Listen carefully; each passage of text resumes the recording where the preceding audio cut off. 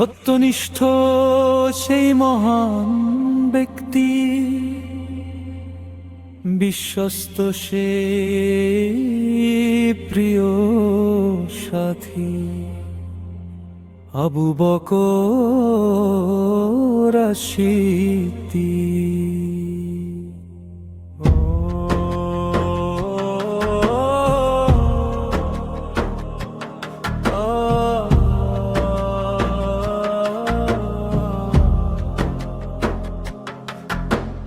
মক্কার পথে বেড়ে উঠেছিল এক মহৎ প্রাণ, যৌবন থেকেই পরিচিত ছিল সম্মান ও সততার জন্য।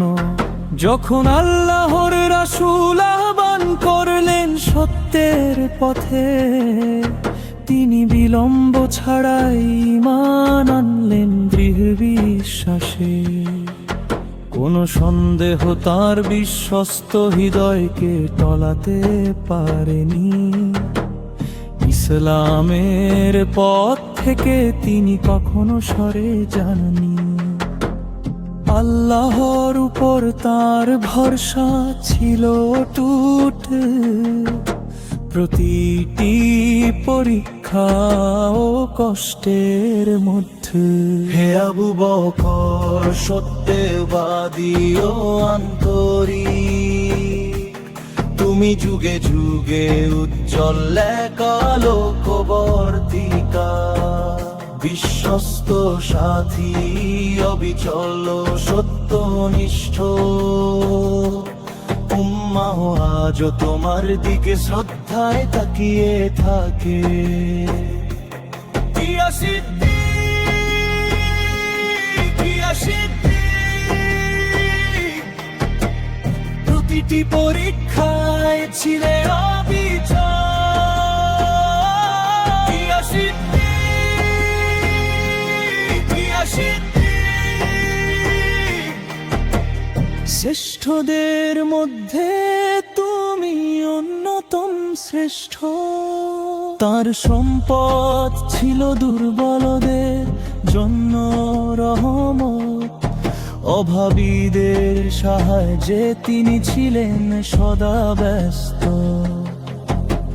শৃঙ্খলবন্দী নির্যাতিতদের মুক্ত করতেন তিনি, বারবার ছড়িয়ে দিতেন দয়া ও সহমর্মিতা। হিজরতের রাতে মরুর বালুকায় তিনি হেঁটেছিলেন নবীর পাশে পাশে। গুহার ভেতরেও তার ভরসা ছিল দেহ, কারণ তিনি জানতেন আল্লাহই সর্বদা পথ প্রদর্শক।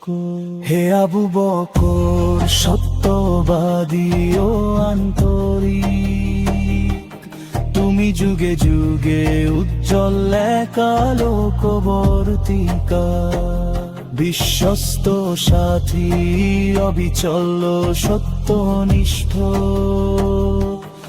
উম্মাহ আজ তোমার দিকে শ্রদ্ধায় তাকিয়ে থাকে। যখন শোক নেমে এলো আর নবী ইন্তিকাল করলেন, উম্মাহ কেঁপে উঠল বিস্ময় ও বেদনায়। তখন তিনি দাঁড়ালেন সাহস, প্রজ্ঞা ও মর্যাদার সাথে, আর শক্তি দিলেন প্রতিটি শোধাহত হৃদয়কে। প্রথম খলিফা হিসেবে তিনি ছিলেন দৃঢ় উজ্জ্বল, সত্যকে রক্ষা করেছেন, মানুষকে শ্বেত পথে পরিচালিত করেছেন। প্রতিটি যুগের জন্য কুরআন সংরক্ষণ করেছেন, ইতিহাসের পাতায় রেখে গেছেন এক পবিত্র আমানত। হে আবু বকর বিশ্বস্ত বন্ধু, তোমার মহিমান্বিত উত্তরাধিকার কখনো শেষ হবে না। আল্লাহর রহমত তোমার উপর বর্ষিত হোক চিরস্থায়ী দিবস পর্যন্ত।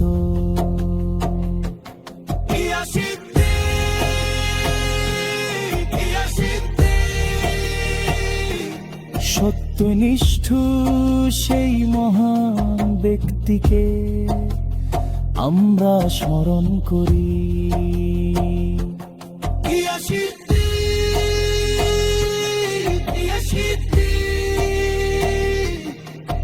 তুমি সকল যুগের জন্য এক আলোকবর্তিকা।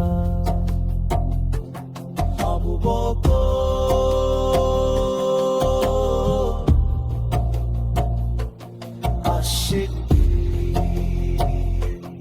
রাদিয়াল্লাহু আনহু রাদিয়াল্লাহু